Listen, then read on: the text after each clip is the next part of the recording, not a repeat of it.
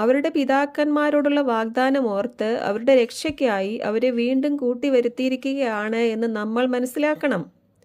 ഇന്ന് അവരിലെ അനേകം യഹൂദർ അന്ന് അവർ തിരസ്കരിച്ച യേശു അവർ കാത്തിരുന്ന മശിഹായാണെന്ന് തിരിച്ചറിയുകയും വിശ്വസിക്കുകയും ചെയ്തുകൊണ്ടിരിക്കുകയാണ്. ഇവിടെ ജാതികളാണെങ്കിലോ കൃപയുടെ ഈ സുവിശേഷത്തെ തിരസ്കരിക്കുകയും ഇത് പ്രസംഗിക്കുന്നവരെയും വിശ്വസിക്കുന്നവരെയും പീഡിപ്പിക്കുകയും കൊല്ലുകയും ചെയ്തുകൊണ്ടിരിക്കുകയാണ്. അവിടെ 144,000 യഹൂദ പുരുഷന്മാർ ഒരുങ്ങിയാൽ ഇവിടെ രക്തസാക്ഷികളോടെ ജാതികളുടെ പൂർണ്ണ സംഖ്യ തികയുകയും റാപ്ചർ നടക്കുകയും രക്ഷ വീണ്ടും അവരിലേക്ക് പോവുകയും ചെയ്യും.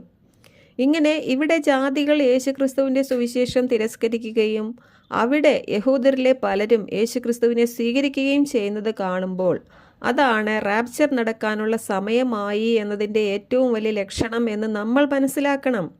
പ്രവചന നിവൃത്തിയാണ് ഈ നടന്നുകൊണ്ടിരിക്കുന്നത്.